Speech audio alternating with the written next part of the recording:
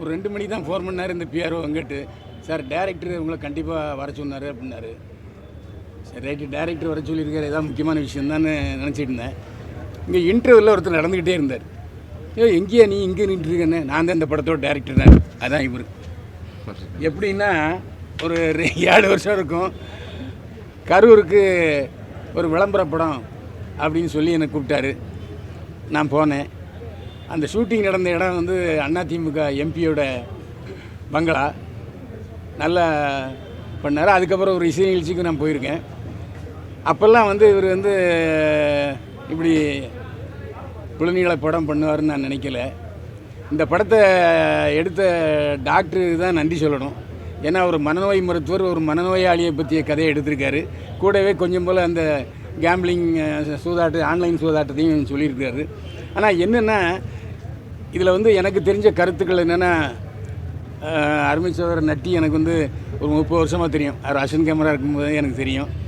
அதுக்கப்புறம் அவர் மிளகாவில் கதாநாயகனை அறிமுகமானார். அவருக்கு இன்றைக்கி கிட்டத்தட்ட 2 கோடி 3 கோடி ரூபா சம்பளம் கொடுத்து ஹிந்தியில் பல பெரிய ஷாருக் கான் அமீர் கான்லாம் காத்திருக்கும்போது அவர் இந்த சினிமா கதாநாயகனுங்கிற ஆசையில் இங்கேருந்து உழந்துகிட்டு இருக்காரு. அது அவருடைய தலைவிதி, நான் ஒன்றும் செய்ய முடியாது. நல்லா நடிச்சிருக்காரு இந்த படத்தில். அதே மாதிரி இந்த படத்தில் நடித்த நடிகர் இருக்கார உண்மையிலே என்னையே மண்டலாக்கிட்டார். பார்த்த எனக்கு இன்டர்வியூ வரைக்கும் என்ன நடக்குதுன்னே ஒன்றும் புரியல. ஒரே மென்டல் மயமாக இருக்குது. என்னடா இது அவ்வளோ எக்ஸ்ட்ரீமாக போயிட்டார். அதாவது இது உண்மையிலே மனநோயாளியா அப்படிங்கிற அளவுக்கு தம்பி நல்லா பண்ணியிருக்காரு. என்னோட வாழ்த்துக்கள். ஆனால் இதிலேருந்து இன்னொரு கருத்து என்னென்னா, இந்த காதலில் வந்து பெண்கள் வந்து அவசரப்படக்கூடாதுங்கிற படத்தை இந்த கருத்தை நல்லா சொல்லியிருக்காங்க. அதாவது ஒருத்தனுடைய தோற்றத்தை வச்சு உடனே எடை போட்டு காதலிக்கக்கூடாது. அவனுடைய அதுக்கப்புறம் தான் மெண்டல் அப்படிங்கிறது தெரியுது. எதுக்காக மெண்டல் ஆனார்? அதுக்கப்புறம் இந்த ஆன்மீகம் ஓம் சிவம் சிவம்னு கத்துறாரு. அது என்ன சரியாக அந்த கதாசிரியர் சொல்ல வரலங்கிறது தான் என்னுடைய கருத்து. என்ன காரணம்னா, மனநோயாளி யாரும் இப்படி ஓம் சிவம்னு சொன்னதான் நான் இது வரைக்கும் வரலாற்றில் படித்ததில்லை. அந்த மனநோயாளிகள் வாழ்க்கை வரலாறையும் செய்யலாம் படிச்சிருக்கேன், அப்படி நான் படித்ததில்லை.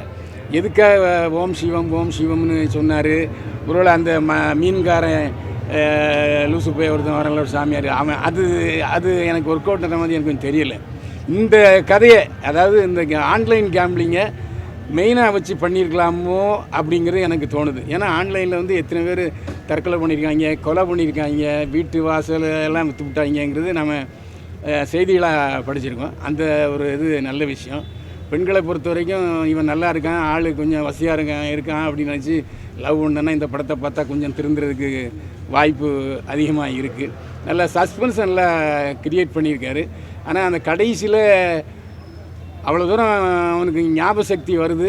ஞாபக சக்தி வந்ததுக்கப்புறம் கூட எம்பாமிங் பண்ண தன்னுடைய மனைவி சடலத்தை எங்கே வச்சுருக்காங்கிறது தெரியுதா, அவருக்கு தெரியுதா, தெரிஞ்சுக்கிட்டு சொல்லாமல் இருக்கிறாராங்கிறது கூட ஒரு நல்ல சஸ்பென்ஸாக இருக்குது. மற்றபடி படம் நல்லா த்ரில்லராக இருக்குது. ஆனால் குடும்பத்தோடு வந்து பார்க்குறதுக்கு கொஞ்சம் பயமாக தான் இருக்கும். ஏன்னா சின்ன பிள்ளைலாம் கதறிடும். ஏன்னா அந்தளவுக்கு ரொம்ப சர்டிஃபிகேட் அது இல்லை, அந்த அளவுக்கு ரொம்ப மோசமாக கொஞ்சம் வன்முறை காட்சிகள் கொஞ்சம் அதிகமாகவும் தான் இருக்குது. ஏன்னா அந்த கடைசியில் வந்து அவன் ஏன் அப்படி சொல்லிட்டு தற்கொலை பண்ணுறாங்கிறது கூட கொஞ்சம் அவன் திருந்தின பிறகு எதுக்கு தற்கொலை பண்ணிக்கணுங்கிறது ஒரு விஷயம். இன்னொன்று, எப்போவுமே இந்த கல்யாணமான பெண்கள் வந்து தன்னுடைய தம்பி பணம் கேட்குறான் அப்படின்னு கேட்டால் உடனே கொடுத்துடக்கூடாது. ஏன்னா அப்படி 10 லட்ச ரூபா கொடுத்து தான் இந்த பையனை கெடுத்துட்டாங்களோ அந்த அவங்க அக்கா அப்படிங்கிற ஒரு எண்ணமும் தோணுது. ஒருத்தன் எதுக்கு பணம் கேட்குறான், ஏன் பணம் கேட்குறான், அது மட்டும் இல்லாமல் அங்கே அப்பனுக்கு தெரியாமையாக இருந்துச்சு. அவர் ஒரு டேரக்டர், அந்த அப்பாவை நடித்த ஒரு டேரக்டர், ஒரு பேருன்னு அரவிந்தராஜ். அவர் பெரிய பெரிய படங்கள்லாம் டைரக்ட் பண்ணியிருக்காரு. அவர் டைரக்ட் பண்ண படத்தில் கூட நான் நடிச்சிருக்கேன். போலீஸ் படத்தை டைரக்ட் பண்ணியிருக்காரு.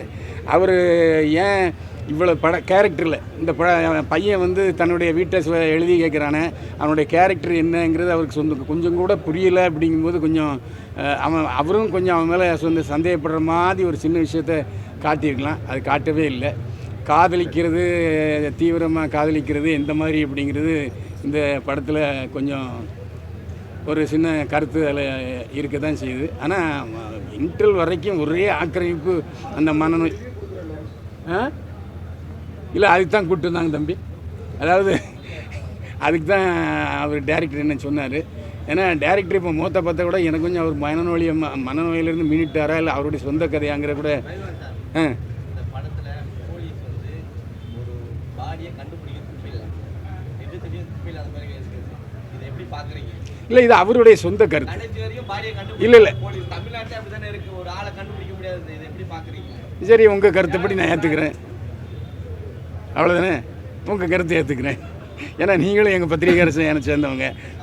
காவல்துறை வந்து கண்டுபிடிக்க முடியலன்னு மறைமுகமாக டைரக்டர் சொல்கிறாரா அப்படின்னு ஏன்னா காவல்துறையில் இருந்திருக்கு. இல்லைண்ணா அப்படி நம்ம சொல்லலை. உங்களுக்கு வந்து ஒரு லீடு கொடுத்துருக்கேன் நான். இன்னொரு படமும் உங்கள் முன்னாடி நல்லபடியாக நம்ம பண்ணணும்னு நினைக்கிறோம். அதுக்கான லீடு தான் நான் கொடுத்துருக்கேன். இந்த கொலையவே கண்டுபிடிச்சது அந்த காவல்துறை தான். கண்டுபிடிச்சதுங்கிறது என்னென்னா டவுட் பட்டு உங்களுக்கு எல்லாத்தையும் நான் சொல்லணுன்னாலும் நான் சொல்கிறேன். கண்டுபிடிச்சதும் அவர் தான். இது எதனால் நடந்ததுன்னு சொல்லியும் நம்ம வந்து ஆடியன்ஸுக்கு வந்து புரிய வைக்கிறதுக்காக அவரோட பார்வையில் தான் இந்த கதையை நம்ம வந்து புரிய வைக்கிறோம். கண்டுபிடிச்சதும் அவர் தான். இதுக்கு அடுத்தும் தேடுவார் அப்படிங்கிற லீடோடு தான் நம்ம வந்து கொடுத்துருக்கோம். ஆமாம் சார். அது சீசாங்கிறது வந்து உங்களுக்கு தெரியும், அந்த விளையாட்டு உபகரணம் வந்து குழந்தைங்க ஏறி இறங்கி விளையாடுவாங்க, பேலன்சிங் விளையாட்டு. அது இதில் என்னன்னாக்கா வந்து இந்த மனநோய் அப்படிங்கிறது இருதுருவ மூளை கோளாறுங்கிறது. இது இன்னொரு அர்த்தம் எடுத்துக்கிட்டிங்கனாக்கா வந்து சரியான பேலன்சிங் மனநிலையில் இல்லைன்னாக்க வாழ்க்கை வந்து சரியாக இருக்காது அப்படிங்கிறதையும் சொல்கிறத ஒரு வலியுறுத்தி வச்சுருக்கு சார். Super sir. நான் வந்து ஆடியோ லான்ச்சில் வந்தவங்க எல்லாத்துட்டையுமே நீங்கள் இப்படி குறிப்பிட்டு கேட்குறனால சொல்கிறேன். நான் வந்து முழுமையான ஒரு ஆன்மீக ஈடுபாடு உள்ளவன். சிவன்கிறது என்னன்னாக்கா இந்த பைப்போலார் அட்டாக் பண்ணுறவங்க நம்ம எந்த ஒரு மேலே ஈடுபாடாக இருக்கமோ சொல்லிடுறேன். இல்லை சிவன் பக்தன்லாம், அதாவது வந்து என்னென்னா இதெல்லாம் நான் டச் பண்ணி வந்தவன் தான். எது சார்? இல்லை சார், சூளம் நம்ம வந்து சூளம் கொடுத்ததில் ஒரு சாமி, அது ஒரு பாட்டுங்க சார். அது நீங்கள் இவ்வளோ தூரம் வந்து அதை நீங்கள் வந்து இது பண்ண வேண்டியதில்லை. நம்ம அந்த மாதிரி நினைக்கல. நானே நம்ம வந்து தீவிரமான ஆன்மீகவாதி தான். ஆன்மீகம்னா எனக்கு ரொம்ப பிடிக்கும். கடவுள் இருக்கிறனால தான் நான் இங்கே நிற்கிறேன்னு நான் நினைக்கிறேன். அப்படிங்கிற எண்ணத்தோடு தான் நான் வந்து வாழ்ந்துக்கிட்டு இருக்கேன். ஜஸ்ட்டு வந்து என்னென்னா என்னங்க கடவுள் இருக்கார் என்னை பொறுத்தளவுக்கு இருக்காங்க. எல்லா கடவுளுமே இருக்குது. அதை நான் வந்து சொல்கிறேன்.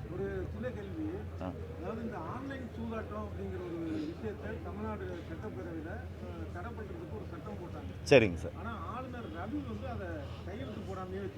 சார். அதே மாதிரி இது சம்பந்தமா ஒரு வழக்கு நடந்தப்ப நீதிபதிகள் சில பேரை இந்த ஆன்லைன் சூதாட்டம் அப்படிங்கிறது வந்து அறிவியல் பூர்வமானது அப்படிங்கிற மாதிரி சொன்னாங்க. சரிங்க. படத்துல தெளிவா சொல்லியிருக்கீங்க இது வந்து சூதாட்டம். சார். அதனால இந்த படம் பார்க்கறதுக்கு ஆளுநர் ரவி வரணும், சம்பந்தப்பட்ட நீதிபதிகள் வரணும், ஒரு அழைப்பு விடுங்க. உங்க படத்துக்கு ஒரு விளம்பரமா இருக்கும், ஒரு புரிதலும் வரும்ல. இல்லை சார், வந்து பார்க்கட்டும் சார். எங்கள் சக்திக்கு எங்கள் தயாரிப்பாளர் டாக்டர் கா செந்தில்வேலன் அவங்கனால தான் நான் இங்கே நிற்கிறேன் உங்கள் முன்னாடி. அதை நான் சொல்லிடுறேன் முழுசா. அதான் நான் வந்து என்னன்னாக்க பார்க்கட்டும், எல்லாருமே வந்து பார்க்கட்டும். எல்லாருமே வந்து இது தவறு, இந்த மாதிரிலாம் நடக்குது. நீங்களும் நியூஸ் பேப்பரில் படிக்கிறீங்க, நானும் நியூஸ் பேப்பரில் படிக்கிறேன், என் குழந்தைங்களும் நியூஸ் பேப்பரில் படிக்கிறாங்க. ஒரு சமூகத்துக்கு ஒரு கருத்து சொல்லணும் அப்படிங்கிறதுக்காக தோணுச்சு. அதை ஓரளவுக்கு நாங்கள் சொல்லியிருக்கோம். அது நல்லபடியாக கொண்டு போய் மக்கள்கிட்ட சேர்த்துறது உங்களோட கடமை.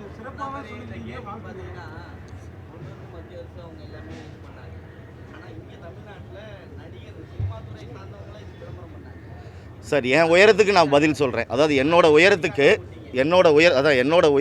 நான் வந்து ஒரு பதில் சொல்கிறேன். அதாவது இன்னொரு படம் நம்ம பண்ணும்போது இது நீங்கள் கேட்டிங்களா, அதுக்கப்புறம் என்ன போலீஸ் கண்டுபிடிக்கணும். அவர் கண்டுபிடிச்சனால தான் அங்கே இருக்குது. அவர் நின்று சிந்திக்கிறாரு, போகும், இன்னும் இருக்குது. உங்கள் ஆதரவு இருந்துச்சுன்னா அந்த மீதி கதையும் நான் எடுத்து காமிக்கிறேன். அதுக்கு நீங்கள் வருவீங்க. ரொம்ப நன்றி. ஆமாங்க. சரிங்க. சூப்பர். விடுபட்டீங்க.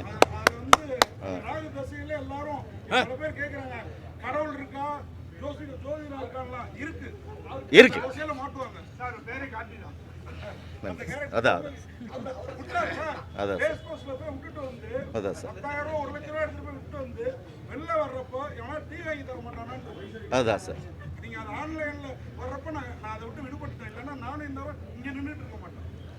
நல்ல விஷயம் சார். அதாவது நன்றி. இல்லை, ரொம்ப நன்றி சார். எனக்கு என்ன சொல்கிறேன்னே தெரியல. எனக்கு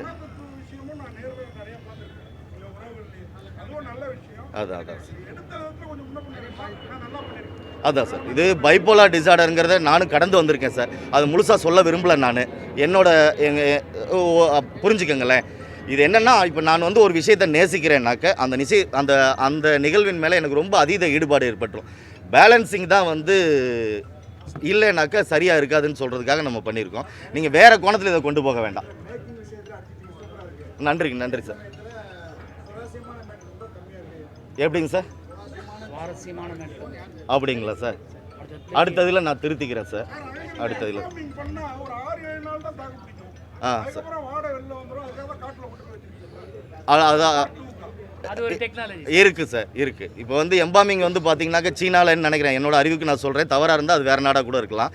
ஒரு நம்ம அந்த கம்யூனிஸ்ட் தலைவரை கூட ரொம்ப வருஷமாக வந்து இன்னமும் வச்சுருக்காங்க சார். இருக்கட்டும் சார், நம்ம ரேஞ்சுக்கு நான் இப்போ தான் நுழையிறேன், படியில் நின்றுட்டுருக்கேன். அதான் நான் என் ரேஞ்சுக்கு படியில் நின்றுட்டுருக்கேன். இதிலேருந்து இன்னொரு படி ஏற்றி விடுறதுக்கு நீங்கள்லாம் சப்போர்ட் பண்ணிங்கன்னா கண்டிப்பாக ஏறி வந்து அங்கேயும் உங்களுக்கு வந்து ஒரு நன்றி சொல்ல நான் கடமைப்பட்டிருக்கேன் சார். சொல்லுங்கள் சார், சொல்லுங்கள். எப்படிங்க பேசுகிறேன்? நீங்கள் வாங்க.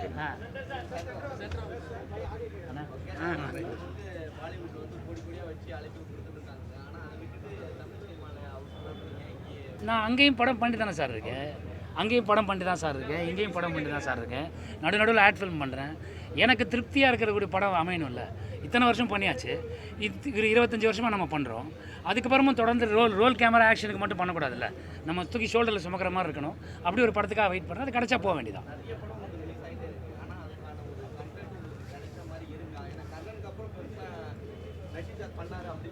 மகாராஜாவில் பேசினாங்க, கடைசி உலக போரில் பேசினாங்க.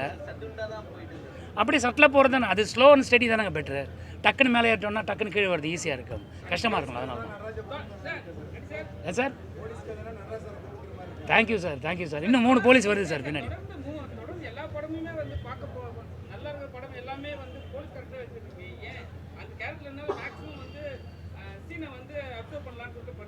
அப்படிலாம் கிடையாது சார். அவங்க வந்து கதை சொல்கிறாங்க, அந்த கதாபாத்திரம் பிடிக்குது. ஒவ்வொரு படத்துலையும் வேறு வேறு போலீஸாக இருக்கும். இதில் கொஞ்சம் சாஃப்ட் போலீஸாக இருக்கேன். இன்னும் வேறு 3 போலீஸ் படம் வரப்போகுது. ஸோ அதனால் ஆடியன்ஸ் இப்போயே ப்ரிப்பேர் பண்ணிவிடுங்க. தேங்க்யூ.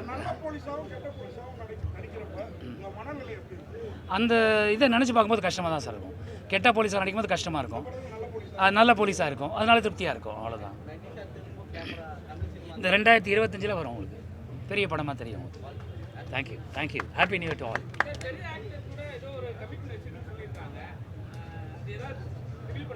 இப்போ பண்ண முடியாது சார், அது ப்ராப்பராக வந்ததுக்கப்புறம் பண்ணுறேன் சார். இல்லை சார், இல்லை சார், சினிமாட்டோகிராஃபர் தான் sir. Thank you sir, thank you sir, thank you sir. ஒரு நிமிஷம் சார், ப்ளீஸ் ஒரு நிமிஷம் தயவு செஞ்சு. அதாவது வந்து யார் பெருசாக நான் யார்கிட்டையும் உதவி இயக்குனராக இருந்தது இல்லைங்க.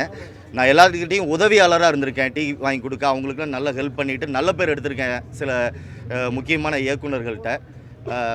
எங்களால் முடிஞ்ச அளவுக்கு நாங்கள் இந்த ஒரு படத்தை நல்லபடியாக பண்ணியிருக்கோம். மேக்கிங் நல்லா இருக்குன்னு சொன்னாங்க, அவங்களுக்கும் ரொம்ப நன்றி. ஒரு நல்ல கருத்தை சொல்லியிருக்கோன்னு சொல்லி சில அண்ணனுங்க சொன்னாங்க, அவங்களுக்கும் ரொம்ப நன்றி. தொடர்ந்து உங்களோட ஆதரவில் என்ன மாதிரி கனவு கண்டுகிட்டு இருக்க எத்தனையோ பேர் ஊரில் மூலையில் கிராமத்தில் எங்கேயாவது இருப்பாங்க. நான் வந்ததன் மூலமாக அவங்களுக்கெல்லாம் ஒரு துணிச்சல் வரும். பெரிய படிப்பு கிடையாது எனக்கு. அதே மாதிரி வந்து பெரிய இயக்குநர்கள்ட்டையும் நான் வந்து உதவி இயக்குநர்களாக இருந்ததில்லை. டாக்டர் கா செந்தில்வேலன் அவர்களின் ஒரு நல்லாசியோடு எங்கள் ப்ரொடியூசர் என்னோட டாக்டர் எனக்கு வந்து என் உடல் நலத்தையும் மனநலத்தையும் குணப்படுத்தி இந்த வாய்ப்பை எனக்கு வழங்கியிருக்க அவருக்கு ஒரு பெரிய நன்றி. அதே மாதிரி எனக்கு நட்டி சார், ஒரு புது பையனுக்கு வந்து எப்படி இவனுக்கு வந்து எங்கேயும் இல்லை, அசண்டாக கூட இல்லைன்னு சொல்கிறானே, இவனை நம்பி எப்படி வர்றது அப்படின்னு ஒரு எண்ணம் இல்லாமல் தோளில் தட்டி கொடுத்து மிகப்பெரிய தைரியமாக எனக்கு இருந்து இந்த படத்தில் எனக்கு வந்து பண்ணி கொடுத்து ஒரு சப்போர்ட் பண்ண மனிதநேமிக்க மனிதர் எங்கள் நட்டி சார், அவங்களுக்கும் நிசாந்த் பிரதர் இந்த படத்தில் நீங்கள் பார்த்துருப்பீங்க, நல்லா பண்ணியிருக்காருன்னு சொல்கிறீங்க, எல்லாருமே சொல்லியிருக்கீங்க. அவருக்கும் பாடினி குமார் நல்ல ஹீரோயின், இவங்களுக்கும் இந்த படத்தில் இருக்க எல்லா டெக்னீஷியனுக்கும் உங்கள் மூலமாக நான் வந்து நன்றி சொல்லிக்க கடமைப்பட்டிருக்கேன். தொடர்ந்து இந்த படத்தை பற்றி நீங்கள் நல்லா எழுதணும், கட்டாயம் இல்லை, நல்லா தான் நீங்கள் எழுதணுங்கிறது. எழுதுனீங்கன்னா என்ன மாதிரி நிறைய பேர் இன்னும் வருவாங்க, உங்கள் முன்னாடி நிற்பாங்க. சாதாரண மனுஷங்க நாங்கள்லாம், சாதாரணமாக எங்கேயோ ஒரு மூலையில் நாம் வந்து கனவு கண்டுக்கிட்டு இருப்போம். ரொம்ப பெரிய போராட்டத்துக்கு அப்புறம் இந்த இடத்துக்கு வந்திருக்கேன். உங்களாலையும் இன்னொரு படி ஏறினேனாக்கா வாழ்க்கையில் மறக்க மாட்டேன். ரொம்ப நன்றி நீங்கள் எல்லாம் வந்ததுக்கு. அவர் ஒன்றும் சொல்ல மறந்துட்டாரு. பாலன் வந்து சுவாரஸ்யம்னாரு. நான் சமீபத்தில் பார்த்த படங்களில் இந்த காதல் காட்சி கதாநாயகனும் கதாநாயகியும் பாடுறது இருக்கு, அந்த டான்ஸ் இருக்க ரொம்ப சுவாரஸ்யமாக இருந்துச்சு. அதை மறந்துட்டீங்களா ஏன் பாலன்? போயிட்டாரா? இல்லை அண்ணன் நன்றி சார், அண்ணனுக்கு நன்றி சார். அப்புறம் பைல்வான் ரங்கநாதன் சார் எனக்கு வந்து அவர் சொன்ன மாதிரி ஒரு 7 ஆண்டுகளுக்கு முன்னே வந்து என்னோட ஒரு விளம்பர படத்தில் வந்து எனக்கு வந்து உதவியாக நடித்து கொடுத்தாரு, நல்லபடியாக பண்ணி கொடுத்தாங்க. இந்த நிகழ்வில் வந்து அவர் கலந்துக்கிட்டு விமர்சனம் பண்ணதில் எனக்கு மிகப்பெரிய சந்தோஷம். கொஞ்சோண்டு கதையை சொல்லியிருக்காரு. முடிஞ்ச அளவுக்கு அதை வந்து நீங்கள் உங்களால் முடிஞ்சால் அதை கட் பண்ணி தேவை இருந்தால், நான் வந்து புதுசுங்கிறனால நீங்கள் என்ன கொடுக்கணும் என்ன பண்ணுவீங்க அப்படின்னு எனக்கு தெரியாது. இனிமேல் நான் கற்றுக்குறேன். அண்ணாச்சி சொன்னதில் ஏதாவது ஒரு பாயிண்ட் வந்து இங்கே வந்து ஆடியன்ஸ் கொடுக்க வேண்டாம், அது வந்து கொஞ்சம் சஸ்பென்ஸாக இருக்கட்டும்னு நீங்கள் நினச்சிங்கன்னா அதை கட் பண்ணிக்கோங்க. இருக்கட்டும், இருந்தால் சப்போர்ட்டாக இருக்கும் அப்படின்னு நினச்சா உங்களோட சாய்ஸ்லேயே நான் விட்டுறேன்.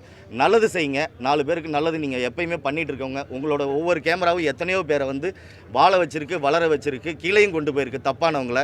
அந்த நம்பிக்கையோட நீங்கள் எங்களை போல் என்ன மாதிரி ஆட்களை வாழ வைப்பீங்கிற நம்பிக்கையோட நன்றி சொல்லி விடைபெறுகிறேன்.